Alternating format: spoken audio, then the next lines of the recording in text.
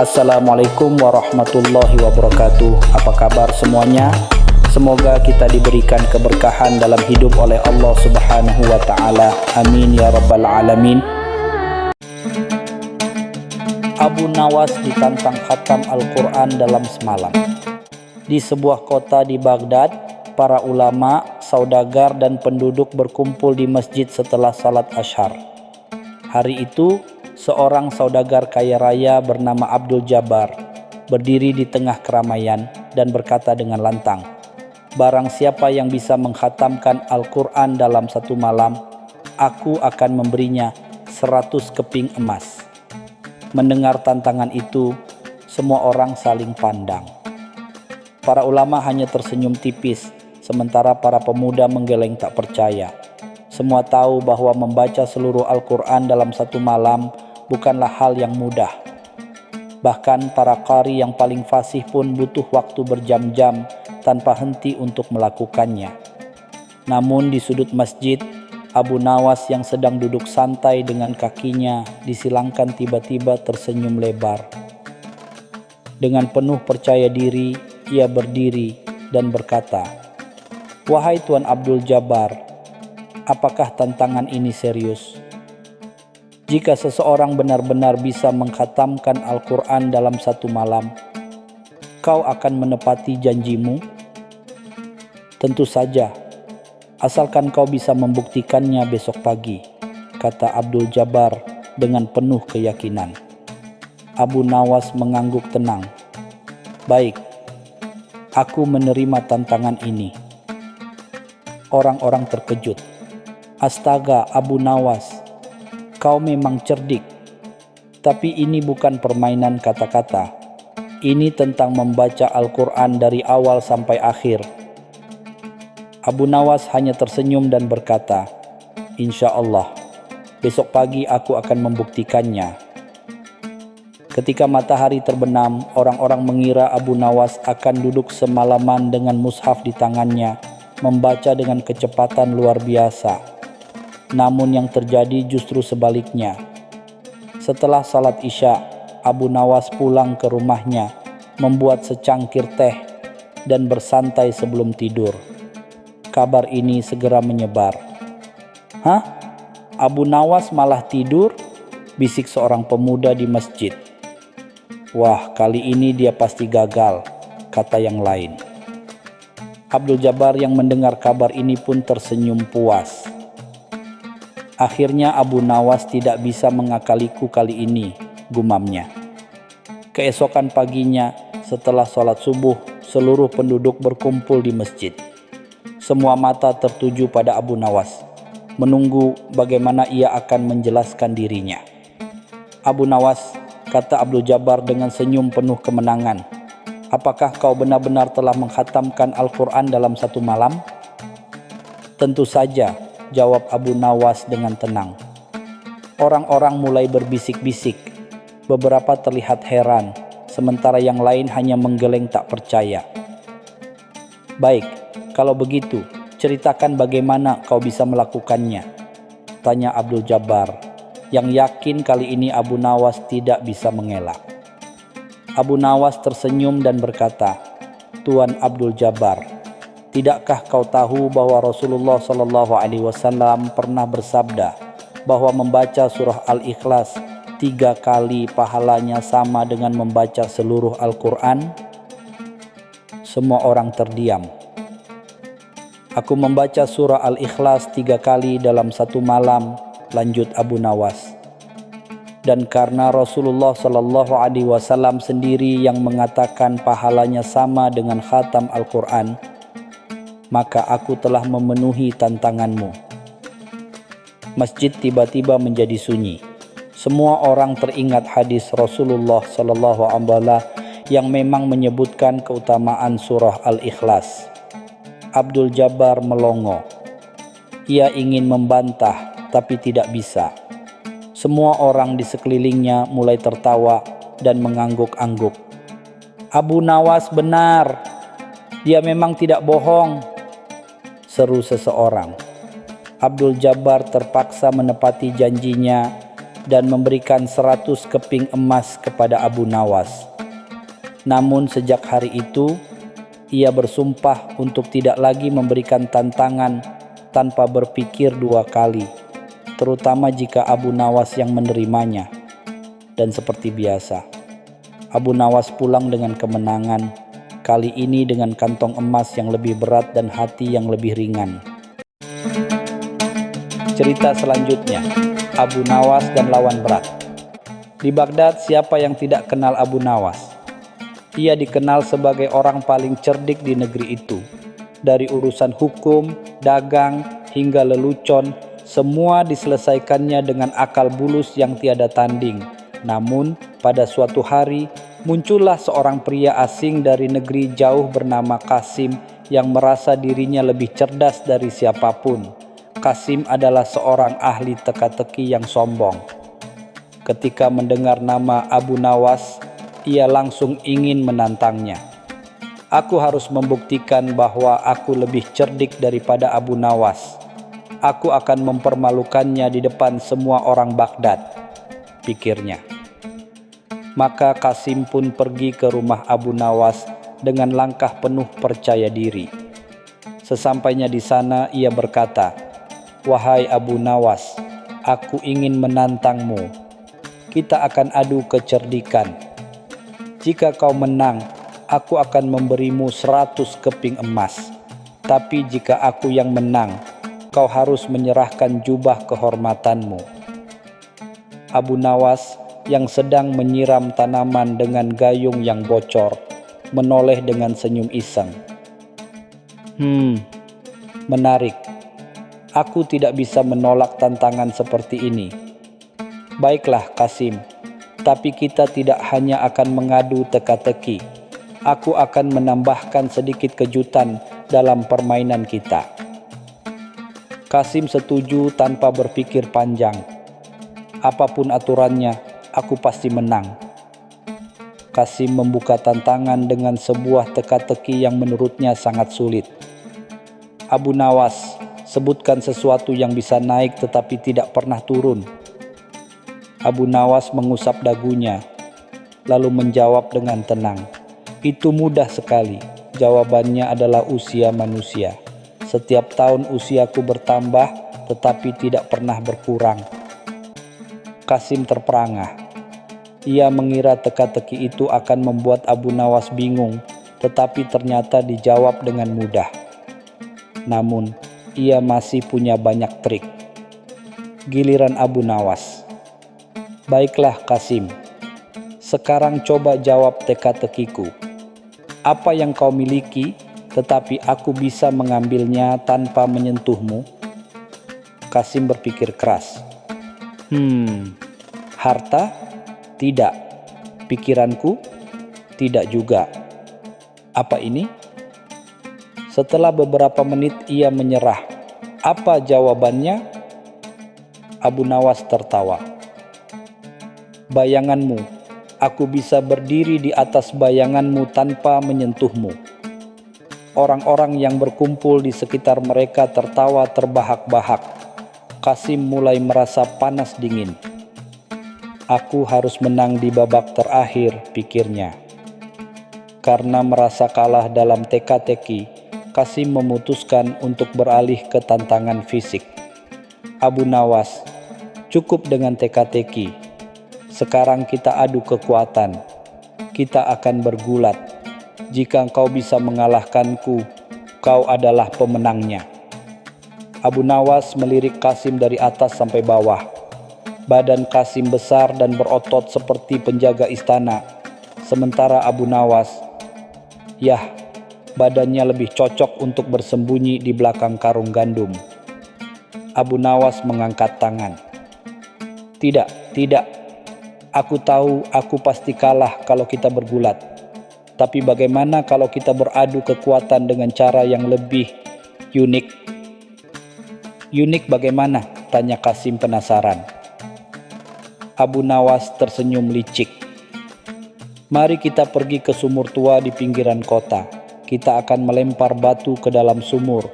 Siapa yang bisa membuat suara paling keras, dialah pemenangnya. Qasim yang merasa tantangan ini sangat mudah langsung setuju.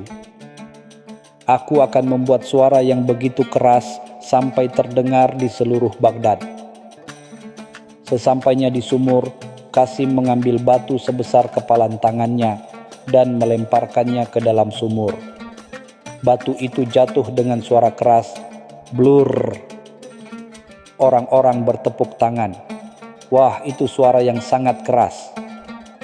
Kini giliran Abu Nawas. Ia mengambil sekeping uang logam kecil dari sakunya dan melemparkannya ke dalam sumur.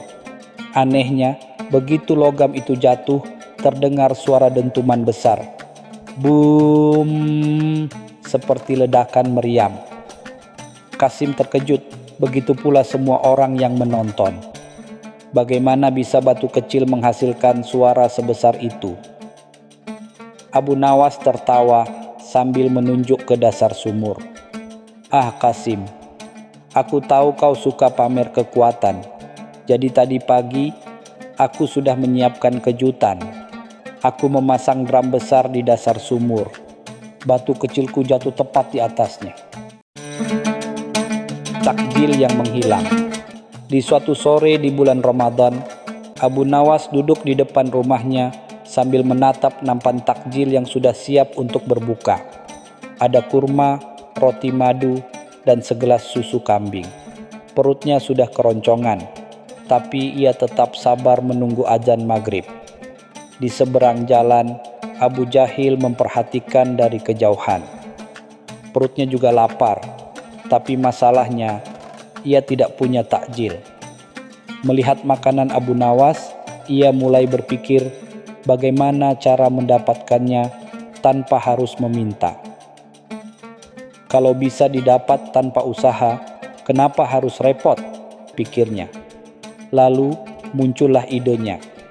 Dengan langkah santai, Abu Jahil mendekati Abu Nawas dan tersenyum lebar. Abu Nawas, sahabatku, alangkah nikmatnya makananmu. Tapi kau tahu, di bulan Ramadan ini berbagi adalah perbuatan yang sangat mulia. Abu Nawas tersenyum tipis. Benar sekali. Abu Jahil makin semangat. Jadi, mungkin kau ingin berbagi denganku? Abu Nawas menatapnya dengan tenang. Tentu saja, setelah azan maghrib nanti. Wajah Abu Jahil langsung lesu. Ia ingin makan lebih cepat, bukan menunggu berbuka bersama. Lalu, saat Abu Nawas masuk sebentar ke dalam rumah, Abu Jahil melihat kesempatan. Dengan cepat, ia mengambil nampan takjil itu dan membawanya ke belakang rumah. Saat Abu Nawas keluar lagi, ia melihat meja kosong. Kemana takjilku? Gumamnya. Abu Jahil pura-pura ikut bingung. Mungkin ada kucing lapar yang mengambilnya? Abu Nawas tersenyum kecil. Atau mungkin ada orang yang lebih lapar dari kucing? Abu Jahil meneguk ludah, tapi tetap berpura-pura tidak tahu. Tak lama kemudian, adzan maghrib berkumandang. Abu Jahil tersenyum senang karena bisa berbuka lebih dulu dari Abu Nawas. Namun, begitu ia memasukkan sebutir kurma ke mulutnya, wajahnya berubah. Ah, pedas! Abu Jahil melompat-lompat kepanasan. Ia buru-buru minum susu, tapi ternyata susunya bercampur jahe yang sangat kuat. Ia semakin kepanasan dan berlari ke sumur untuk minum air.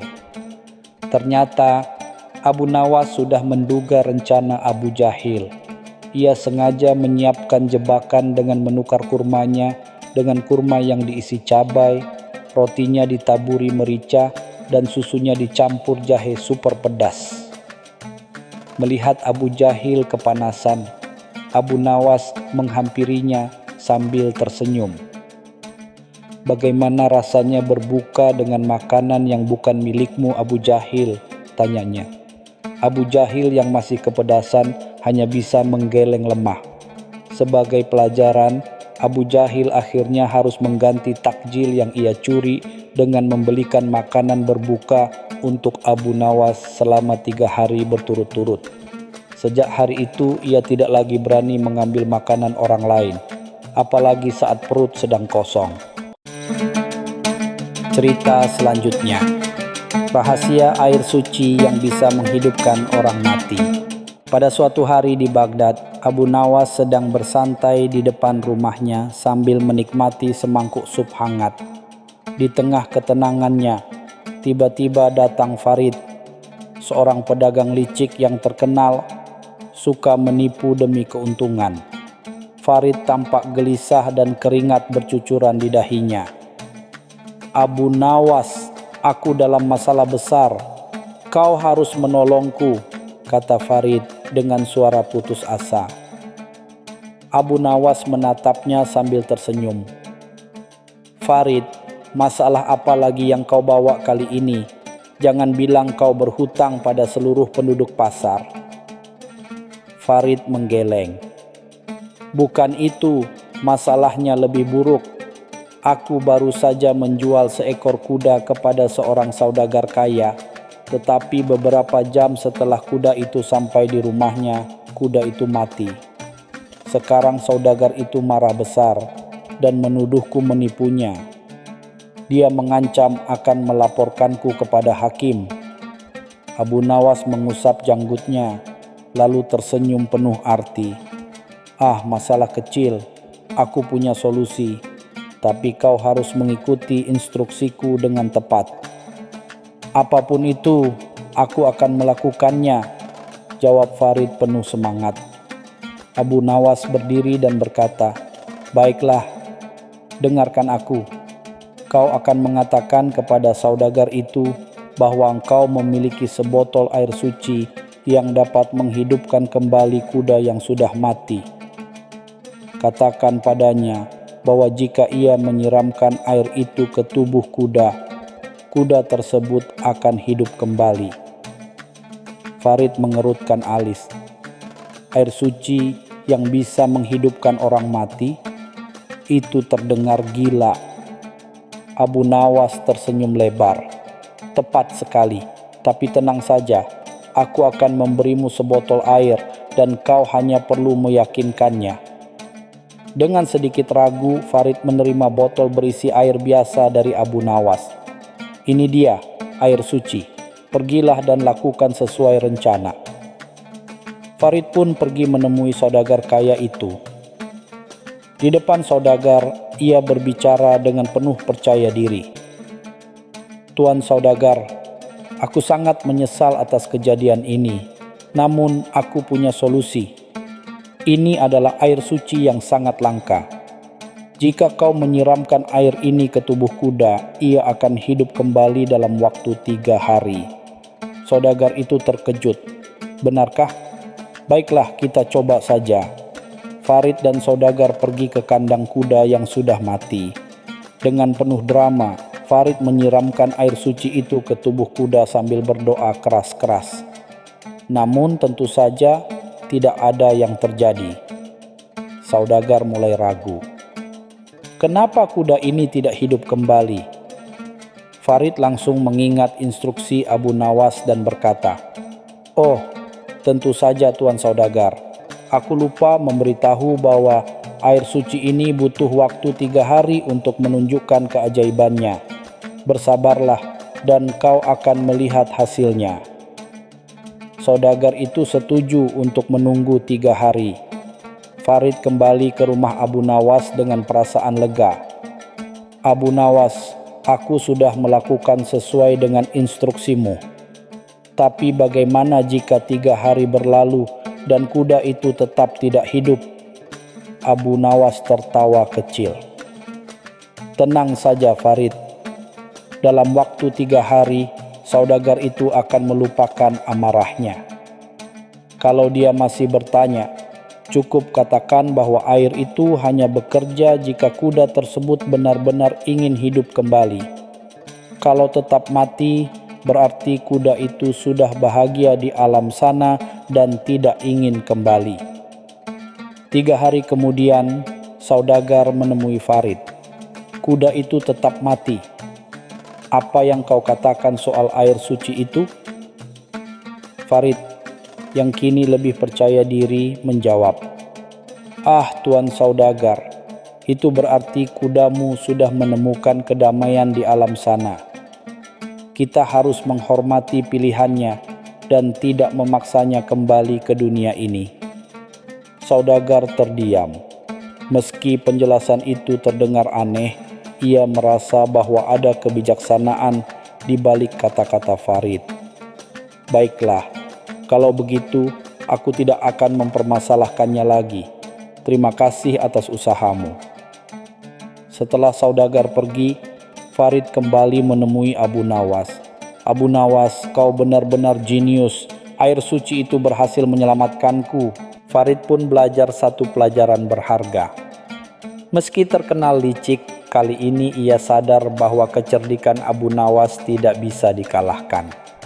Dan seperti biasa, Abu Nawas berhasil menyelesaikan masalah dengan cara yang tak terduga dan membuat semua orang kagum.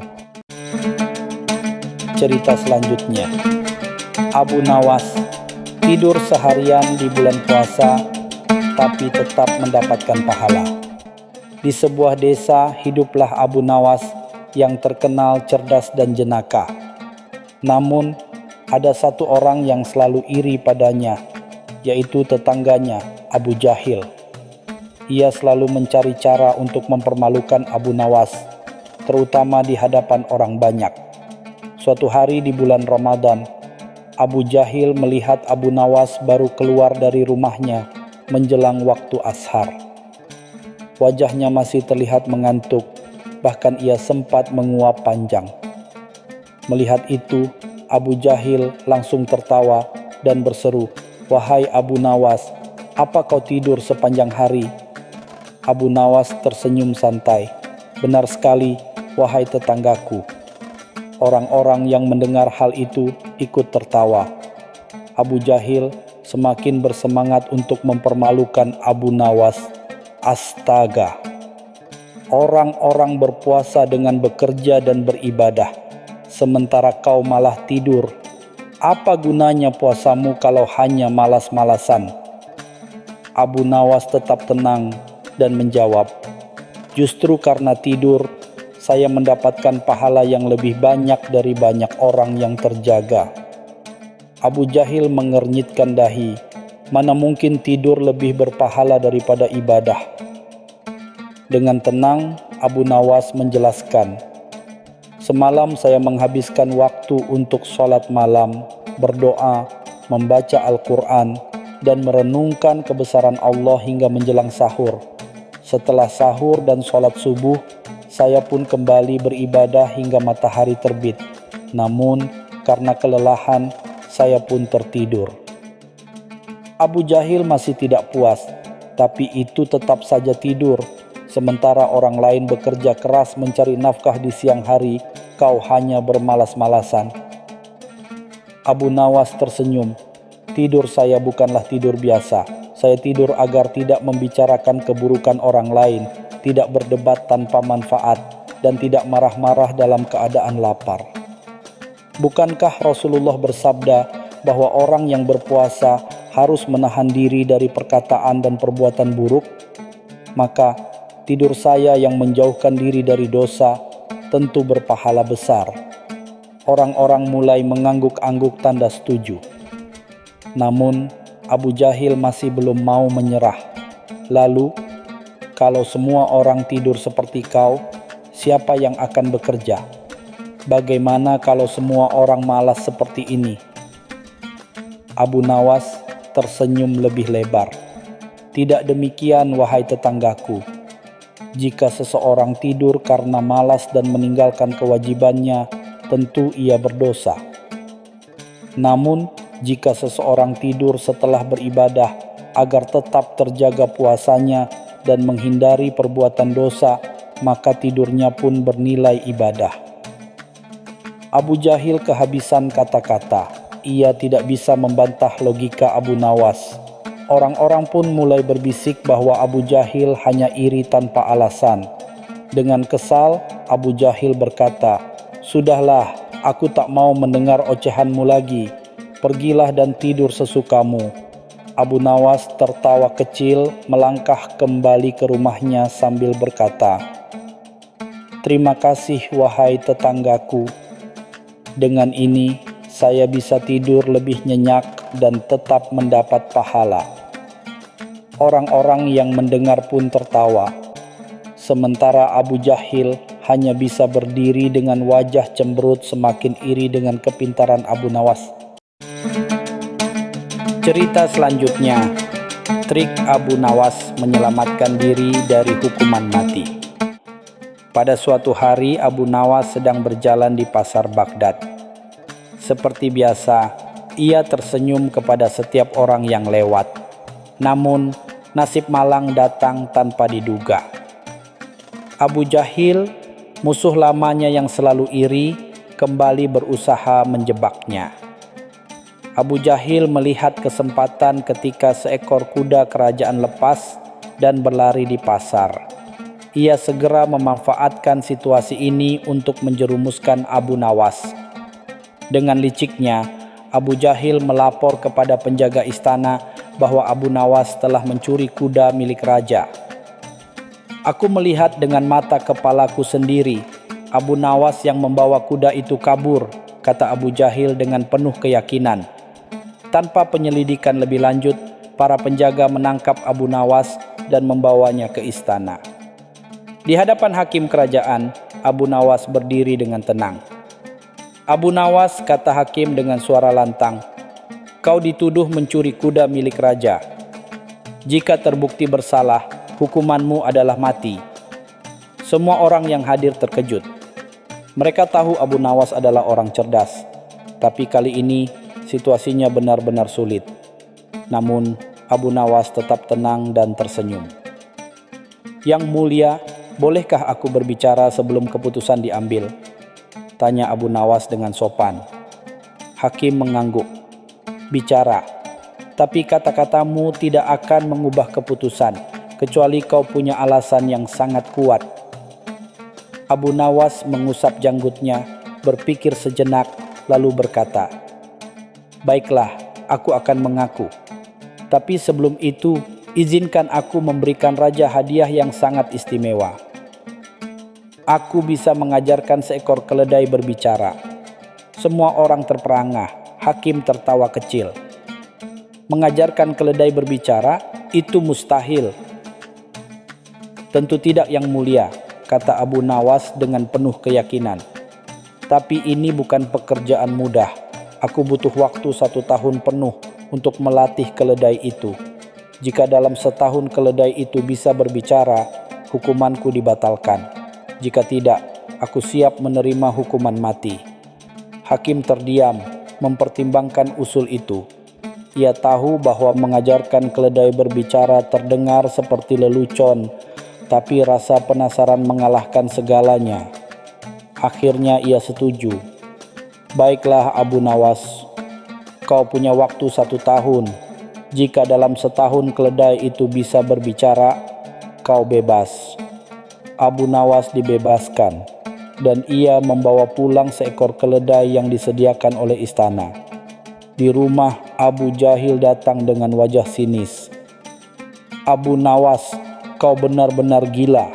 Mengajarkan keledai berbicara, itu tidak mungkin. Dalam setahun kau pasti mati," kata Abu Jahil sambil tertawa. Abu Nawas hanya tersenyum.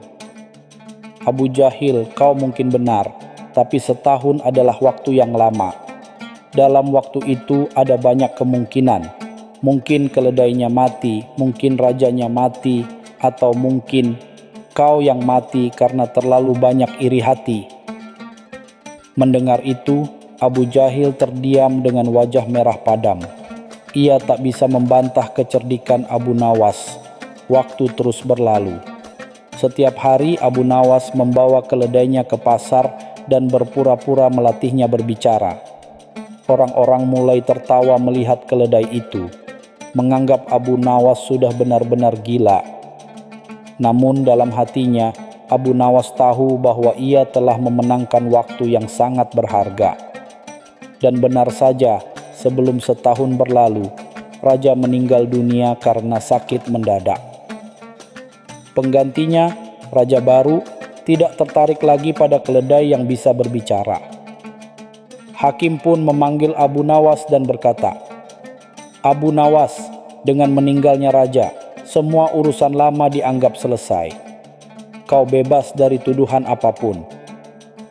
Abu Nawas tersenyum dan membungkuk hormat.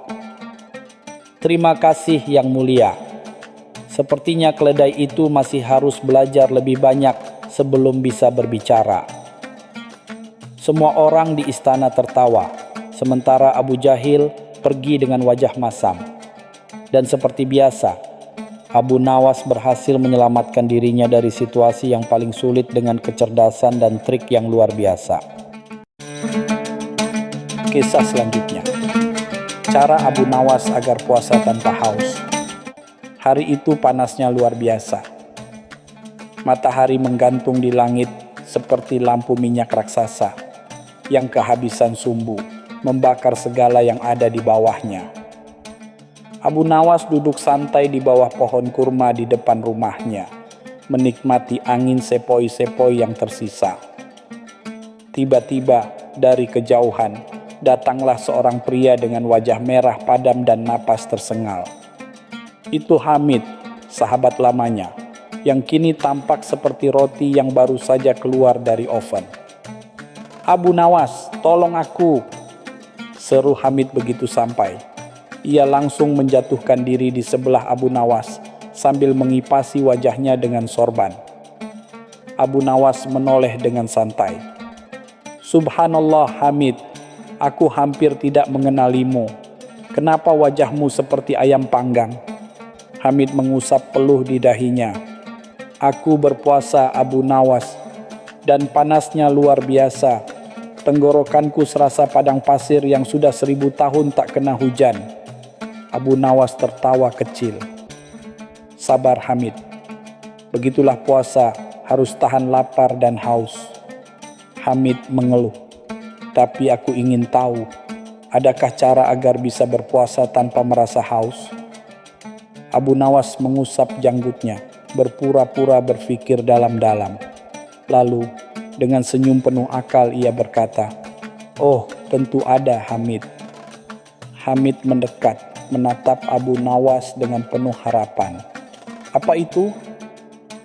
Abu Nawas menepuk bahunya dan berkata, "Jangan keluar rumah di siang hari, tidurlah saja sampai maghrib." Hamid melongo. "Hah?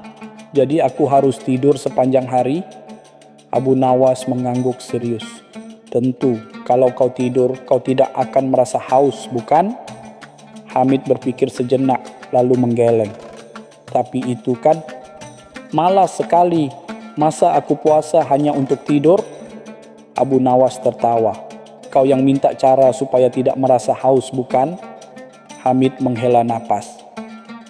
"Baiklah, kalau begitu kau pasti punya cara lain yang lebih cerdas." Abu Nawas mengangguk mantap. "Oh tentu, cara kedua adalah makanlah kurma dan minum banyak air sebelum subuh." Hamid mengerutkan dahi. "Apa hubungannya?" Abu Nawas tersenyum. "Kurma itu mengandung banyak energi dan air akan membuat tubuhmu tetap segar lebih lama. Jadi, kalau kau sahur dengan kurma dan banyak air, insya Allah engkau tidak akan merasa terlalu haus." Hamid menepuk dahinya sendiri. "Astaga, kenapa aku tidak terpikir itu sebelumnya?" Abu Nawas tertawa. "Karena kau terlalu sibuk mengeluh." Hamid pun ikut tertawa. "Terima kasih Abu Nawas. Kau memang selalu punya akal yang luar biasa. Kali ini kau menyelamatkanku dari kehausan." Mereka pun duduk bersama di bawah pohon kurma, menikmati angin sore yang mulai berembus. Sementara Hamid sudah tak lagi mengeluh, melainkan tersenyum puas karena menemukan solusi untuk puasanya. Cerita selanjutnya. Abu Nawas makan gratis di warung tanpa bayar. Di sebuah pasar yang ramai, ada warung makan terkenal milik Pak Karim. Warung itu terkenal dengan nasi kebuli dan daging kambingnya yang lezat. Setiap hari, Orang-orang dari berbagai tempat datang untuk menikmati hidangan di sana. Namun ada satu aturan keras di warung itu. Siapapun yang makan harus membayar di muka. Tidak ada utang, apalagi makan gratis. Suatu hari, Abu Nawas sedang berjalan di pasar. Perutnya sudah keroncongan karena seharian belum makan, tapi sayang sekali dia tak punya uang. Saat melewati warung Pak Karim, hidungnya menangkap aroma nasi kebuli yang harum, membuat perutnya semakin meronta. "Ah, aku harus makan di sini, tapi bagaimana caranya? Aku tak punya uang," gumam Abu Nawas sambil menggaruk-garuk kepala. Sementara itu, di sudut warung duduklah Abu Jahil, seorang pria licik yang suka menipu orang demi keuntungan. Ia memperhatikan Abu Nawas dari jauh dengan senyum sinis. "Hah, itu Abu Nawas si cerdik. Aku yakin dia sedang merencanakan sesuatu," pikir Abu Jahil. Abu Nawas akhirnya masuk ke warung dengan wajah penuh percaya diri. Ia langsung menghampiri Pak Karim. "Pak Karim, berikan aku sepiring nasi kebuli dan daging kambing terbaikmu," katanya dengan suara lantang. Pak Karim menatapnya curiga. "Abu Nawas, kau selalu penuh akal, tapi ingat, di warung ini tak ada makan gratis. Kalau kau ingin makan, bayar dulu." Abu Nawas tersenyum. "Pak Karim, aku memang tak punya uang sekarang, tapi izinkan aku makan dulu. Nanti aku akan membayar dengan sebuah pertunjukan ajaib yang akan membuat semua orang terhibur. Kalau aku gagal, aku akan mencuci piring di sini seharian." Pak Karim terdiam, berpikir sejenak. Sebelum ia menjawab, tiba-tiba Abu Jahil berdiri dan ikut campur. "Pak Karim, jangan percaya padanya. Abu Nawas pasti sedang merencanakan tipu muslihat. Lebih baik kau tolak saja," seru Abu Jahil dengan nada sinis. Namun, para pelanggan di warung yang mengenal Abu Nawas justru merasa penasaran. "Biarkan dia mencoba. Abu Nawas selalu punya cara yang lucu dan menarik," kata salah satu pelanggan. Pak Karim akhirnya setuju. "Baiklah Abu Nawas, tunjukkan pertunjukan ajaibmu. Jika berhasil, kau bisa makan gratis. Tapi ingat, kalau gagal, kau harus mencuci piring sampai warung ini tutup." Abu Nawas tersenyum lebar. Ia berdiri di tengah warung, mengambil sendok, dan berkata kepada semua orang, "Saudara-saudara, aku akan membuat sendok ini berbicara dan bernyanyi." Semua orang terdiam. Mereka menatap Abu Nawas dengan penuh rasa ingin tahu. Abu Jahil hanya menyeringai, yakin Abu Nawas akan mempermalukan dirinya sendiri. Abu Nawas memegang sendok dengan khidmat, lalu mendekatkannya ke telinganya. Ia pura-pura mendengarkan, lalu berkata, "Ah, ternyata sendok ini sedang malu. Dia ingin bernyanyi, tapi hanya jika semua orang di sini bertepuk tangan." Para pelanggan langsung bertepuk tangan dengan riuh. Abu Nawas kembali mendekatkan sendok ke telinganya dan berkata, "Sekarang dia siap bernyanyi." Dengan suara lantang, Abu Nawas mulai bernyanyi sendiri, berpura-pura bahwa itu suara sendok. Lagu yang ia nyanyikan lucu dan penuh canda, membuat semua orang tertawa terbahak-bahak. Bahkan Pak Karim yang awalnya serius ikut tertawa terpingkal-pingkal. Setelah lagu selesai, Abu Nawas berkata, "Sendok ini bilang, terima kasih atas tepuk tangan kalian. Sebagai ucapan terima kasih, ia ingin aku makan gratis di sini." Suasana warung meledak dalam tawa. Para pelanggan bersorak-sorai, sementara Pak Karim menggeleng-gelengkan kepala sambil tersenyum. "Baiklah Abu Nawas, kau memang cerdik. Hari ini kau boleh makan gratis," kata Pak Karim. Abu Nawas membungkuk hormat dan duduk untuk menikmati makanannya. Sementara itu, Abu Jahil yang merasa kesal karena rencananya menggagalkan Abu Nawas gagal, berdiri dan berkata, "Kalau begitu, aku juga bisa membuat sendok berbicara. Berikan aku sepiring nasi kebuli Pak Karim tertawa. Kalau kau ingin makan Abu Jahil, kau harus bayar dulu. Di sini hanya Abu Nawas yang punya keajaiban seperti itu. Abu Jahil terdiam dengan wajah merah padam, sementara semua orang terus tertawa. Abu Nawas melanjutkan makannya dengan tenang. Setelah selesai, ia berdiri dan berkata kepada Pak Karim, "Terima kasih atas hidangannya, Pak Karim. Dan ingat, sendok ini mungkin akan berbicara lagi di masa depan, tapi hanya untukku." Semua orang tertawa lagi dan Abu Nawas pun melangkah pergi dengan perut kenyang dan hati gembira.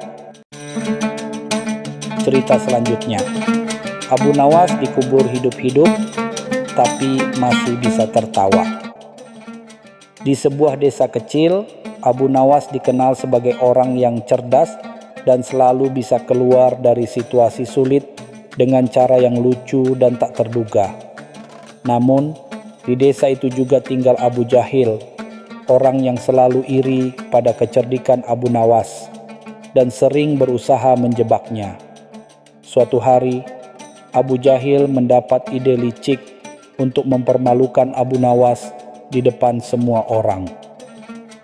Ia mengundang warga desa ke lapangan dan berkata, "Wahai saudara-saudara, hari ini aku akan menunjukkan bahwa Abu Nawas bukanlah orang yang selalu cerdas seperti yang kalian kira.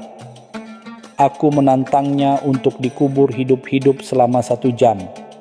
Jika ia bisa keluar dengan selamat dan masih bisa tertawa, aku akan memberikan 100 keping emas kepadanya. Tapi jika gagal, dia harus mengakui bahwa dia hanyalah orang biasa." Warga desa terkejut mendengar tantangan itu. Mereka saling berbisik-bisik, penasaran apakah Abu Nawas akan menerima tantangan gila itu. Abu Nawas yang mendengar tantangan tersebut datang dengan tenang dan tersenyum. "Abu Jahil, tantanganmu ini sangat aneh, tapi aku suka tantangan yang tidak biasa. Aku terima." Abu Jahil terkejut, tapi ia berusaha menyembunyikan rasa gugupnya. Ia yakin kali ini Abu Nawas tak akan bisa lolos. "Baiklah, kita akan mulai sekarang," kata Abu Jahil sambil tersenyum licik. Warga desa menggali lubang besar di tengah lapangan. Abu Nawas masuk ke dalam lubang itu dengan santai, seolah-olah ia sedang bersiap untuk tidur siang. Kemudian, Abu Jahil memerintahkan warga untuk menimbunnya dengan tanah. Perlahan-lahan, tubuh Abu Nawas tertutup oleh tanah hingga ia benar-benar terkubur hidup-hidup. Warga desa menahan napas, menunggu apakah Abu Nawas benar-benar bisa bertahan selama 1 jam. Sementara itu, Abu Jahil berdiri di tepi lubang dengan wajah penuh kemenangan. "Kali ini kau pasti kalah, Abu Nawas," pikirnya dalam hati. Namun, yang tidak diketahui Abu Jahil adalah bahwa Abu Nawas sudah menyiapkan rencana cerdik. Di bawah tanah, ia membawa sebuah pipa kecil yang tersembunyi di balik bajunya. Pipa itu ia gunakan untuk bernapas dengan nyaman. 1 jam berlalu. Warga mulai menggali kembali untuk mengeluarkan Abu Nawas. Begitu tanah dibersihkan, terdengar suara tawa keras dari dalam lubang. "Hahaha, aku masih hidup dan aku bahkan lebih segar dari sebelumnya." Semua orang terkejut. Abu Nawas muncul dari dalam tanah dengan wajah penuh debu, tapi tertawa terbahak-bahak. Abu Jahil melongo tak percaya. "Bagaimana mungkin kau masih bisa tertawa setelah terkubur selama 1 jam?" Abu Nawas tersenyum lebar. "Sederhana saja.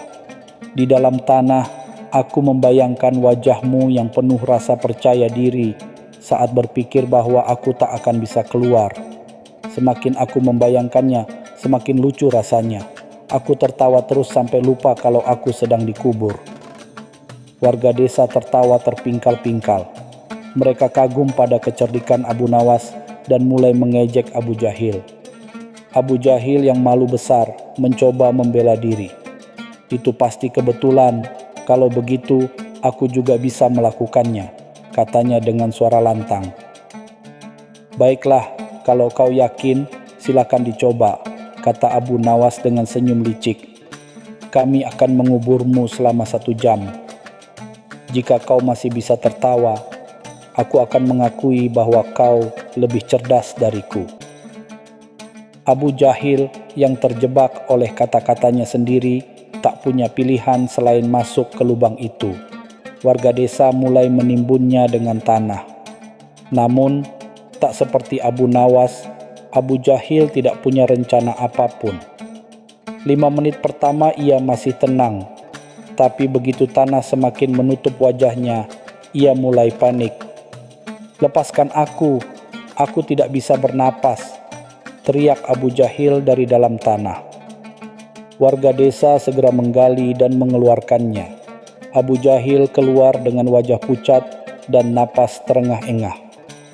Abu Nawas tertawa sambil menepuk pundaknya. Abu Jahil, sepertinya kau bukan orang yang suka bercanda di dalam tanah. Warga desa kembali tertawa terbahak-bahak, sementara Abu Jahil pergi dengan wajah merah padam. Sejak saat itu, ia tak pernah lagi menantang Abu Nawas. Dan seperti biasa, Abu Nawas kembali menjadi pahlawan di desa, dikenang sebagai orang yang bisa tertawa bahkan dalam situasi yang paling sulit sekalipun. Cerita selanjutnya, Abu Nawas dan anak kecil misterius. Pada suatu hari, Abu Nawas sedang berjalan santai di sebuah pasar yang ramai di Baghdad. Setelah lama menghindari istana karena takut dipanggil Raja Harun al-Rashid untuk tugas aneh lainnya, ia memutuskan untuk menikmati hidup tanpa masalah. Namun, seperti biasa, hidup tidak pernah membiarkan Abu Nawas bersantai terlalu lama. Di sudut jalan, ia melihat seorang anak kecil membawa lilin menyala. Abu Nawas yang selalu penasaran dan suka bermain-main dengan kata-kata mendekati anak itu dengan senyum khasnya. "Hei, anak kecil, dari mana cahaya lilin ini datang?" tanyanya dengan gaya seorang guru besar yang sedang menguji muridnya. Anak kecil itu menatap Abu Nawas sebentar, lalu tersenyum. Tanpa berkata apa-apa, ia meniup lilinnya hingga padam. Puff, lilin itu langsung gelap dan si anak berkata, "Kalau kau bisa memberitahuku kemana cahaya ini pergi, aku akan memberitahumu dari mana asalnya."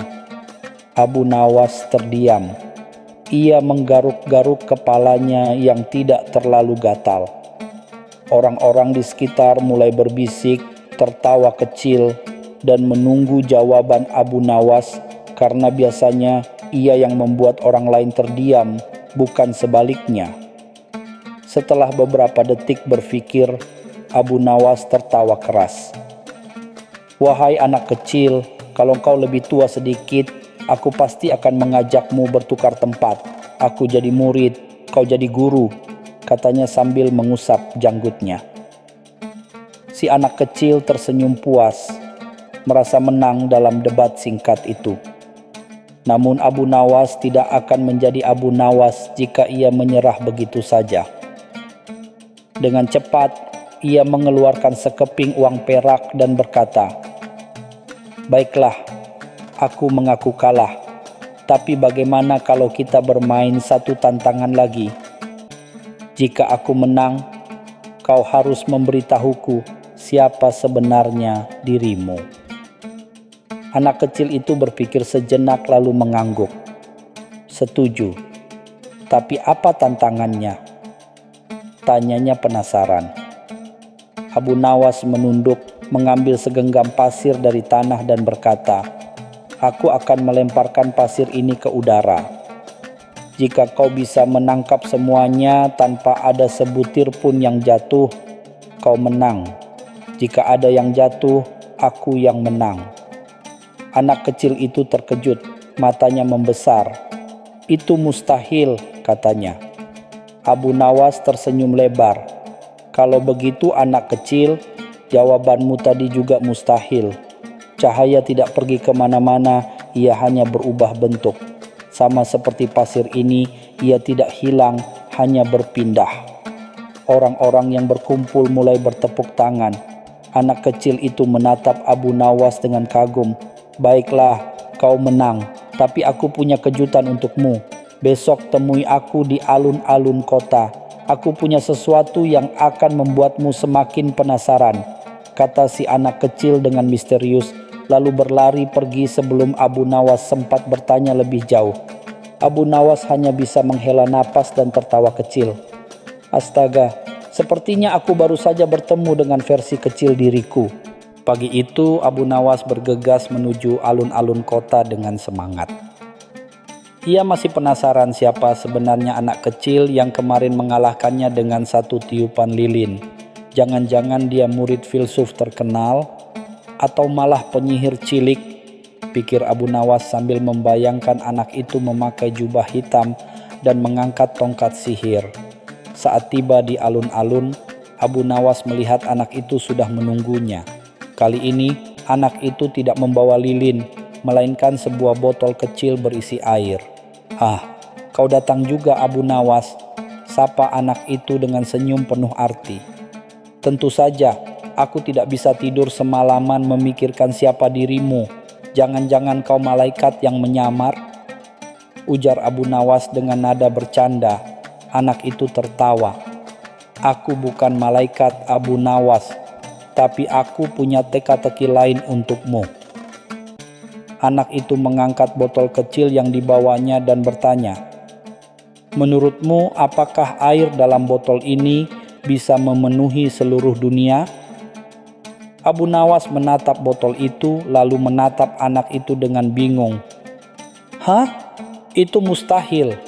Air dalam botol kecil ini paling hanya cukup untuk beberapa teguk. Bagaimana mungkin bisa memenuhi dunia?" Anak kecil itu tersenyum, lalu membuka botolnya dan menumpahkan airnya ke tanah. "Lihat, Abu Nawas, air ini telah menyatu dengan bumi. Bumi akan menyerapnya dan nanti air ini akan menguap menjadi awan, turun lagi sebagai hujan, mengalir ke sungai dan lautan. Bukankah begitu air ini akhirnya memenuhi dunia?" Abu Nawas terdiam, lalu ia mengusap janggutnya dan tertawa keras. "Kau ini seperti kakek tua dalam tubuh anak kecil. Sepertinya aku harus belajar banyak darimu." Orang-orang yang berkumpul kembali tertawa dan bertepuk tangan.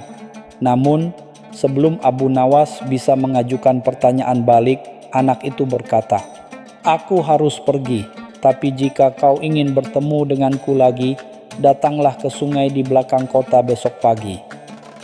Dan seperti sebelumnya, anak kecil itu berlari pergi tanpa memberi Abu Nawas kesempatan untuk bertanya lebih jauh. Abu Nawas hanya bisa menghela napas dan berkata, "Baiklah, aku akan datang. Tapi kalau besok kau muncul dengan pertanyaan lebih sulit lagi, aku mungkin akan pensiun dari dunia teka-teki." Keesokan paginya Abu Nawas berjalan ke arah sungai di belakang kota dengan perasaan campur aduk. Di satu sisi ia penasaran dengan anak kecil itu, tapi di sisi lain ia mulai merasa seakan sedang diuji seperti murid sekolah. "Kalau terus begini, aku yang malah jadi muridnya," pikirnya sambil menggaruk kepala. Saat tiba di sungai, Abu Nawas melihat anak kecil itu sudah duduk di atas batu besar, kakinya dicelupkan ke dalam air. "Kau datang juga, Abu Nawas," sapa anak itu ceria. "Tentu saja, aku tidak bisa menolak undangan misterius seperti ini. Nah, apa teka-teki yang kau siapkan kali ini?" Abu Nawas bertanya sambil duduk di sebelah anak itu. Anak itu tersenyum dan menunjuk ke sungai. "Lihat air ini. Bisakah kau menangkapnya dengan tangan kosong tanpa membiarkan setetes pun jatuh?" Abu Nawas mendengus. "Tentu saja tidak. Kalau aku mengambil air dengan tangan, pasti ada yang menetes atau mengalir keluar." Anak itu mengangguk. "Tepat. Air tidak bisa ditangkap dengan genggaman yang erat, tapi jika kau mengambilnya dengan hati-hati menggunakan wadah yang tepat, air itu akan tetap bersamamu." Abu Nawas berpikir sejenak, lalu tertawa. "Jadi kau ingin mengatakan bahwa ilmu dan kebijaksanaan juga seperti air, tidak bisa ditangkap dengan paksaan, tapi harus diterima dengan cara yang benar." Anak kecil itu tersenyum puas. "Kau memang pintar, Abu Nawas." Abu Nawas mengangguk, lalu berpura-pura memasang wajah serius. "Baiklah, kau sudah memberiku 3 teka-teki. Sekarang giliran aku mengajukan satu untukmu." Anak kecil itu tampak tertarik. "Baik, aku siap." Abu Nawas menunjuk ke langit dan bertanya, "Mana yang lebih dulu ada, siang atau malam?" Anak kecil itu berpikir sejenak, lalu menjawab, "Tidak ada yang lebih dulu. Siang dan malam adalah bagian dari satu lingkaran yang terus berputar." Abu Nawas terkejut.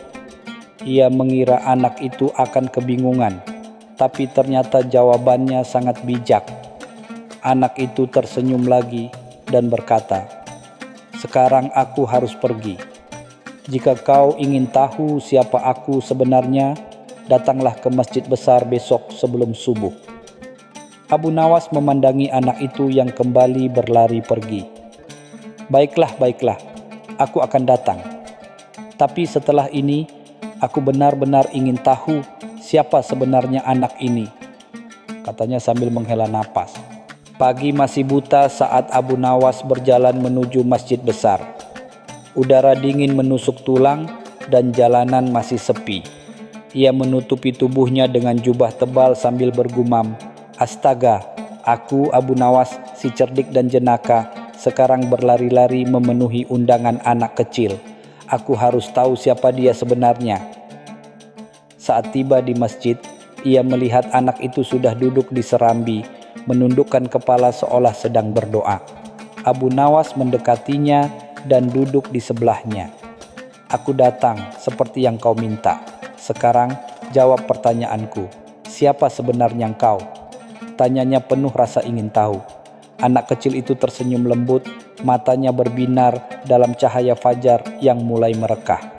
"Sebelum aku menjawab, izinkan aku bertanya satu hal terakhir kepadamu, Abu Nawas," katanya.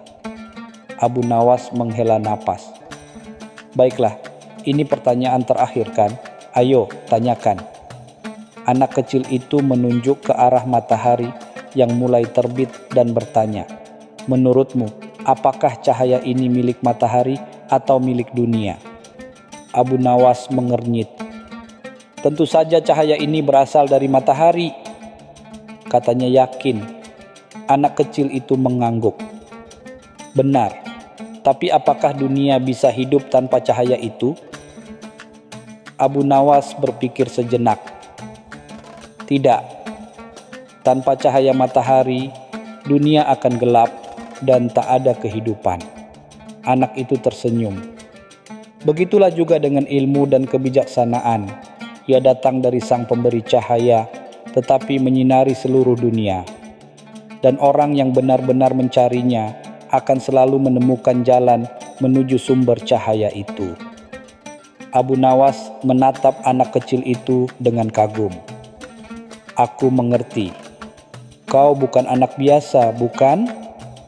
Anak itu tersenyum penuh rahasia, lalu berdiri.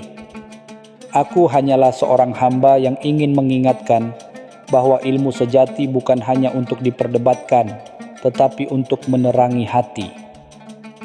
Kemudian, sebelum Abu Nawas sempat bertanya lebih jauh, anak kecil itu melangkah pergi, menyelinap di antara cahaya fajar yang semakin terang.